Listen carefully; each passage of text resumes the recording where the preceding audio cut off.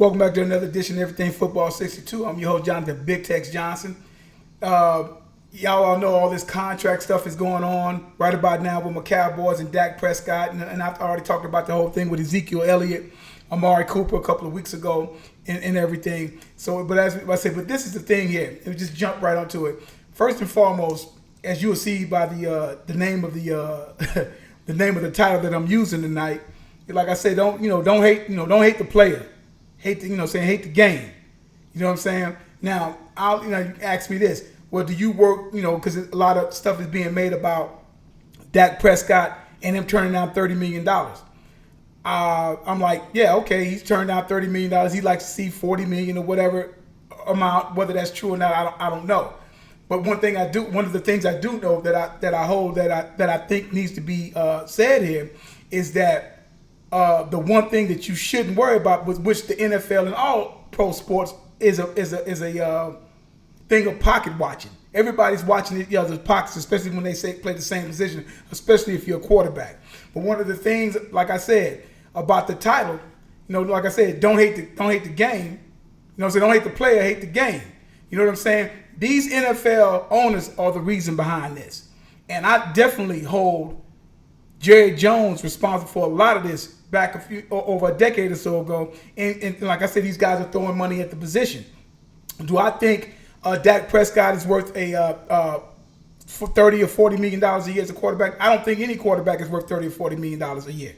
Your top tier quarterback should get about $25 million a year. Everything at 25, if you up echelon up there, 25 down 20 and on down up under that. That means you're getting mediocre quarterbacks. And I've spoke about this numerous times. I'm not going to even go into it. Some of you guys who've been watching for the last couple of years or so, you already know I've talked about all those quarterbacks. And I went down a plethora of quarterbacks who got paid a bunch of money when that's done absolutely nothing. And this is one of the things that you kind of knew, that this whole issue with Dak Prescott was going to play out this way whenever the Eagles gave Carson Wentz that particular amount of money. Now, they're still gambling with Carson Wentz, and I've already told y'all about the whole aspect with a guy like, somebody like Carson Wentz and what he's done, or basically what he have done. Good quarterback, a tremendous upside, obviously, with the guy. The guy was getting ready to win the MVP back in 2017. Unfortunately, he got hurt. He's missed 8 games in the last 2 years and whatnot, and missed all the playoff runs in the whole 9 yards. He has a habit of getting injured. Just call it like it is. That is exactly what it is, and you have to look at it that way. Dak Prescott has not missed a game since he's been in the league. Okay? Let's put that in perspective. Dak Prescott, at this particular point in his career, who's played 48 games, he is 32-16, 2 NFC East titles, a playoff win. Okay? A playoff win. Not only does he have a playoff win, he has that of he's two-time Pro Bowler and offensive rookie player of the year. Okay, this is what he's done, right, and everything. And the most important thing is that 32-16. We go to Mr. Carson Wentz. We go look at Carson Wentz. Carson Wentz is 23-17, right? He's a Super Bowl champ because he's on that team. He would have been there. One-time Pro Bowl, one-time Pro Bowl, and second team All-Pro. Okay, I'm not taking them. These are 2 of the young guns up in the game. Now, people, do I see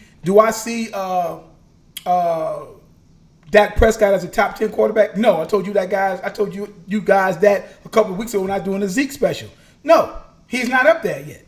Has he won games? Yes. See, this is where the game is starting to come to now, or this is what's going on in this game right about now. You see, used to be a point in time where you was evaluated by that of how you played the game. And of course, if your quarterback won the game, like something that Shannon Sharp has said many a time, is like quarterback is the only position where when you first kind of come out, you don't even have to prove yourself to get that money, to pretty much to get that particular type of money. And that's why I say that the court, they need to go back to the collective bargaining agreement. These owners need to stop throwing money at the particular position. I've told you guys of my favorite voodoo cushion doll, Kirk Cousins. No winning record for the most part. This guy's making just the highest paid quarterback up until Wentz got the money. $28 million a year for barely a sub 500 record as a starter. Makes no sense. You follow what I'm saying? Makes no sense. There's no comparison with him and, let's say, Dak Prescott in their first 3 years in the league. Right? So Dak is going off and saying, Wentz got this. I haven't missed a game. I'm 32-16. I've won 2 NFC East titles. I got 2 Pro Bowls and an Offensive Rookie of the Year Offensive Player. Well, that's who's going to get it. Now, somebody like Cousins, he got it because of numbers.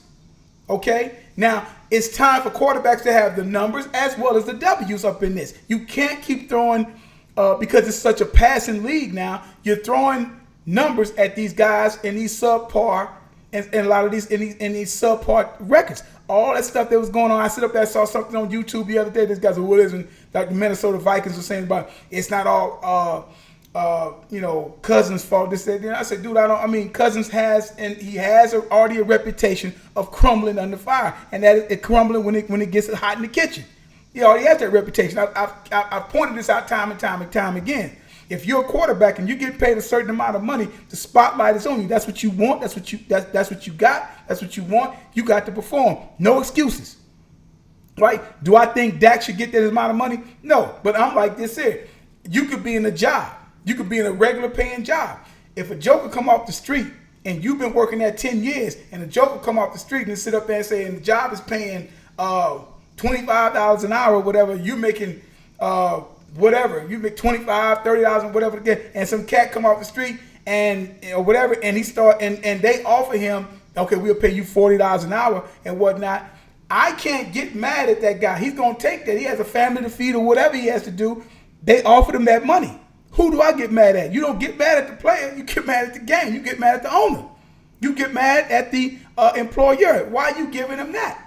So there's no need to sit up there and say, well, Dak, I can sit up there and say all day, Dak don't deserve that. But if I sit up there and say, just like for those who's been around for a little bit and remember Glenn Big Dog Robinson, I might have mentioned this before, who used to play for Purdue, came into playing for the Milwaukee Bucks. I think he had a pretty okay NBA career, but he was the top ball player coming out. I don't know, that's a 93, 94 draft, one of them drafts, 93, 94 drafts. I can't remember what draft. I'm not a big NBA guy. But I remember him coming out, and he asked for $100 million off the break. And it was just absurd to even think for him to even ask for that amount of money. Right? Oh, we're not giving him that. That's ridiculous. I remember everybody was going crazy about it and stuff like that. But he ended up getting like 4 years, something like $70 million.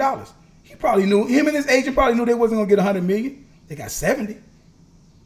So I don't know what Dak is going to get. And if Dak gets 40, fine. Because it's the funny thing about that, I think Aaron Rodgers is supposed to have a deal coming up down the line. Somebody with Aaron Rodgers' credentials, he can call for 50 a year. When does it stop? But I can't get mad at these guys because once this game is done with you, they toss you out anyway. So you have a small window of opportunity to get the kind of money that you need to get. But a quarterback's always bend down to the quarterback anyway. But yeah, there's no need to get mad at Dak. I say he has every right to ask for that amount of money based upon how the market is going. Not that it's necessarily right, but the owners are the one that put this market in play. They can easily cut this crap out and put a cap on it. Because how are you going to give somebody $40 million or $30 million or $32 million a year, right? And you need offensive line help. You need receiver help. You need secondary help. And you're giving it all on this one player. Well, that player, if the amount of money that he's making, he's going to have to do some carrying. He better be doing something. And this is what needs to be spoken about. You know what I'm saying? But you can't hate them guys for asking about that money. If they feel as though they can get it, you want to give it to them, or they get it, get it. As a fan, I just perform. Get your money though. Because the game won't choose your game, choose you up and spit you out. Let's just call it what it is. Choose you up, spit you out, and if you was a really good player, 6, 7 years down the line, 10 years down the line, you can get inducted into the Pro Football Hall of Fame. Okay, but at the end of the day, the game chews you up, spits you out, and you have injuries for life. Just call it what it is. That's exactly what it is. So while these young men are young, they better as well get the money best way they possibly can. But I think it's a travesty that running backs got to go through so much because they really only get one payday. A really good quarterback compared to a really good running back, the quarterback can get about 3 paydays in his 10 to 12 year career. A running back is going to get probably 1 payday. 1.